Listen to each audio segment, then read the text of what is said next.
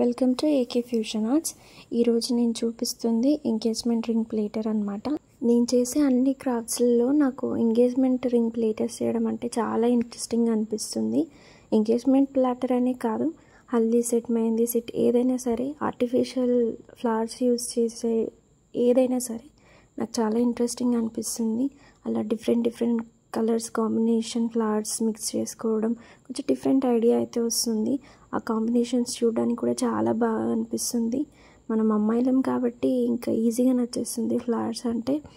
And ఇంకా craft వరకు వచ్చేసరికి ప్రతి ఆర్ట్ వెనుక ఒక స్టోరీ అయితే ఉంటుంది. అది ఎలాంటి ఆర్ట్ అయినా సరే, అది ఇన్స్పిరేషనల్ అయినా ఉండొచ్చు, ఒక మెమొరీ అయినా ఉండొచ్చు. సో ఇదైతే నాకు ఒక మెమొరీ అనే చెప్పాలి. ఎందుకంటే ఈ ఆర్డర్ ఇచ్చింది నా ఫ్రెండే.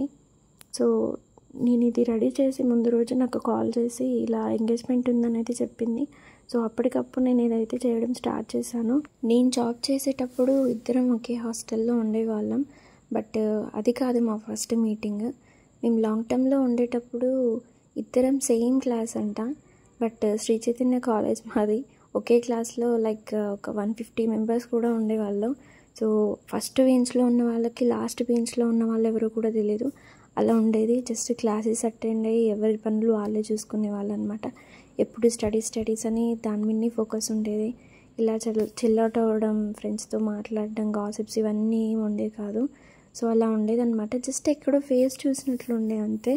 సో ఒక 5-6 ఇయర్స్ కూడా కాదు, ఆల్మోస్ట్ ఒక 8 ఇయర్స్ తర్వాత తను మీట్ అయ్యాను అనుకుంటా. అలా హాస్టల్లో నేను చూసిన 1 ఇయర్కి తనని అడిగాను. ఎందుకంటే మేము ఎప్పుడు బిజీగా ఉండేది. తన జాబ్కి ఉండే టైమింగ్స్, నా టైమింగ్స్ చాలా డిఫరెంట్ అవ్వడం వల్ల అసలు ఎప్పుడో ఒకసారి మెస్లో కనిపించేది అనమాట. సో అలా ఒక 1 ఇయర్కి అయితే ఎక్కడో చూశాను మిమ్మల్ని నేను, మీకు ఎలా తెలుసు నేను అనేది ఒక డిస్కషన్ వచ్చింది మాకు. సో అప్పుడు కూడా మాకు వెలగలేదు కరెక్ట్గా ఎక్కడ మీట్ అయ్యామని. తర్వాత ఒకసారి కామ్గా కూర్చొని 10th ఎక్కడ, ఇంటర్ ఎక్కడ, తర్వాత బీటెక్, బీఫామా, లేకపోతే ఎలా అలా అని చూస్తున్నప్పుడు మిడిల్లో ఒక లాంగ్ టర్మ్ అయితే మిస్ అయింది. అప్పుడు గుర్తొచ్చిందనమాట మాకు, ఓకే మన లాంగ్ టర్మ్లో చూసుకున్నాం, సేమ్ కాలేజ్ కదా అని. ఇంత వియర్డ్గా ఎవరికి ఉండదు, కానీ మాకు అలాంటి ఒక వియర్డ్ సిచ్యువేషన్ అయితే తెలిసింది. ఒక 1 ఇయర్ సేమ్ ప్లేస్లో ఉన్నా కానీ నేమ్ తెలీదు, అలా ఉండేదన్నమాట కాలేజ్లో. సో 1 ఇయరే మేము కలిసి ఉంది. అది కూడా అప్పుడప్పుడే మీట్ అయ్యే వాళ్ళం, టైమింగ్స్ మ్యాచ్ అవ్వక. బట్ కలిసినప్పుడు మాత్రం ఒక మంచి క్వాలిటీ టైం అయితే మెయింటైన్ చేసేవాళ్ళం. సో అలా ఉండేది ఫ్రెండ్షిప్. సో ఆఫ్టర్ ఆల్ ప్రపంచం చాలా చిన్నది, అక్కడ ఇక్కడ తిరిగి మళ్ళీ ఒక్కొక్కసారి అయితే మీట్ అవుతుంటాం మనము. అదే డెస్టినీ అనుకుంటా. సో ఇదైతే ఈ ఆర్ట్ బ్యాక్ స్టోరీ అనమాట, ఒక మెమరీ స్టోరీ. ఇలాంటి స్టోరీస్ మీకు ఏమైనా ఉంటే కామెంట్స్లో కామెంట్ చేయండి. ఇప్పుడో ఒకసారి ఎక్కడో చూసి మళ్ళీ మీరు ఒక డెస్టినీ వల్లనో ఇంకేదో రీజన్ వల్లనో కలిసే ఉంటారు కదా, అలాంటి స్టోరీ ఉంటే కామెంట్స్లో కామెంట్ చేయండి, చూద్దాం ఎంతమందికి అలా కలిసారో. అండ్ మిగిలిన మేకింగ్ ప్రాసెస్ చూసేయండి.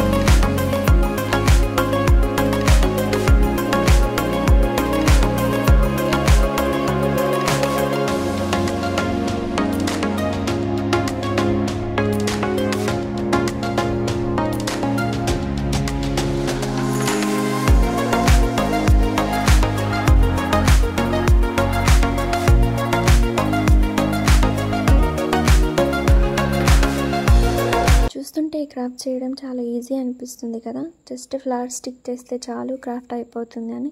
కానీ అలా అస్సలు కాదు, ఎందుకంటే దీనికి హీట్ గన్ అయితే యూజ్ చేస్తాము.